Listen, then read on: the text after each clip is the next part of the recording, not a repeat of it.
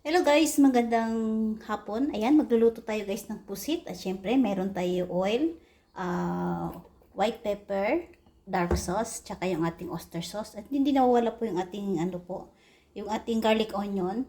At syempre yung ating ginger, hindi mawawala din guys. Ayan, magsisimula na tayo guys, magluluto guys. Yan guys, mainit na yung ating kalan. Syempre, maglalagay po tayo ng oil. Yan.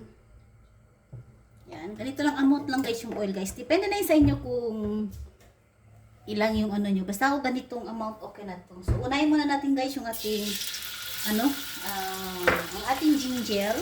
So gawin natin to muna. Magiging brown siya. Katapos ilalagay na natin yung ating garlic onion. Yan dahil wala tayong upload ngayon. So itong gagawin natin guys para magkakaroon tayo ng content na paano tayo magluluto ng ating mga pusit.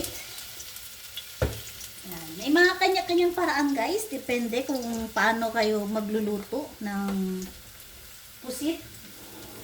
Eh ako ganitong paraan guys. Ang ginagawa ko, inuuna ko muna yung ating ginger para yung aroma niya, lalabas yung amoy niya. At syempre, yan, dahil konti lang siya guys. Yan. Okay na? Konting brown na siya. So maglalagay na tayo ng garlic, onion.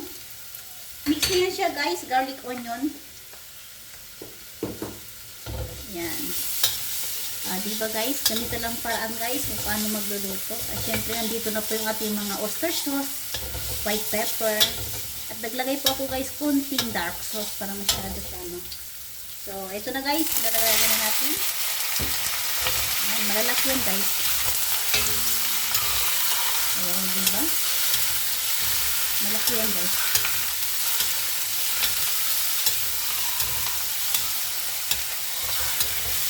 Yan. Maganda to guys kasi malaki konti. Yan o. Huwag tayo bumili ng maliit kasi pag maliit guys, habang naluluto na, bumiliit na siya, hindi mo na makakain. Ito malaking konti. Yan. At tinanggal natin yung itim para hindi naman siya masyadong maitim. Ang ginagawa ko guys, nilagay ko siya ng oyster sauce. Yan. Ganito lang guys paraan ng pagluluto ng pusit.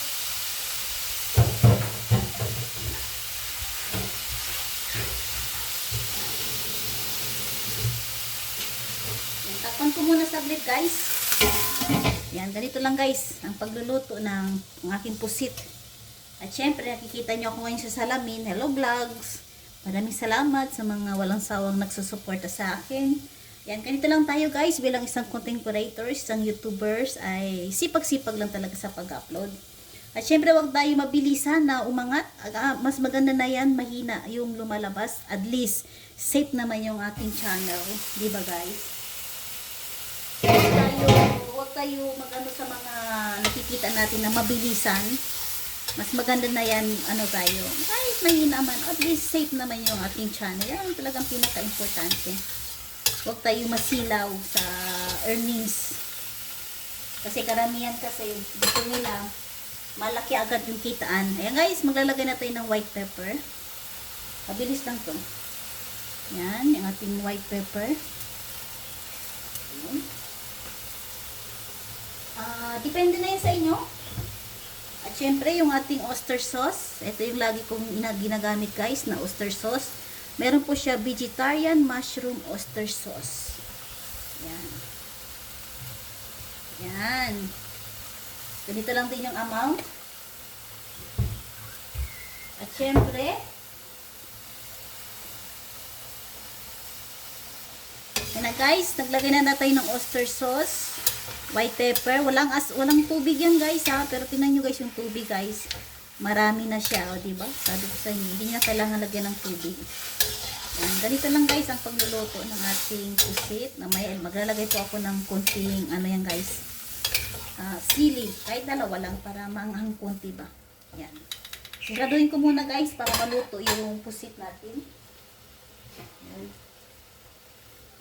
Galiin natin guys na marunong maglagay ng takip para mas mabilis magluto at hindi masayang yung ating gas.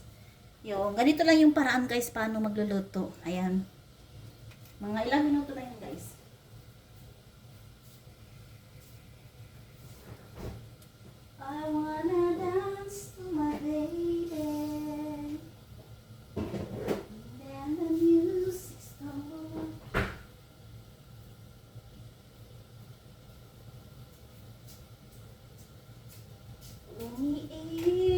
sa'yo.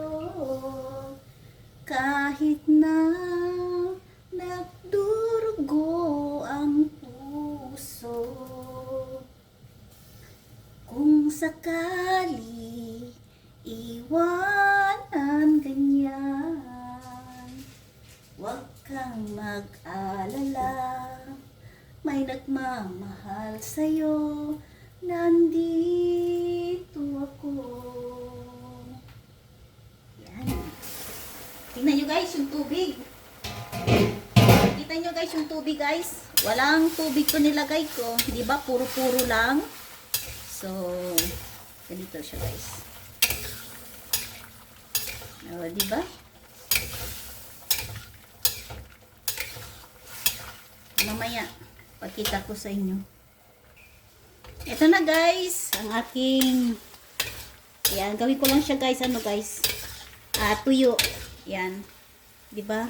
Di wala ko nilagay guys na tubig, kundi sarili, ano lang talaga guys, o diba? Ayan, mamaya konti.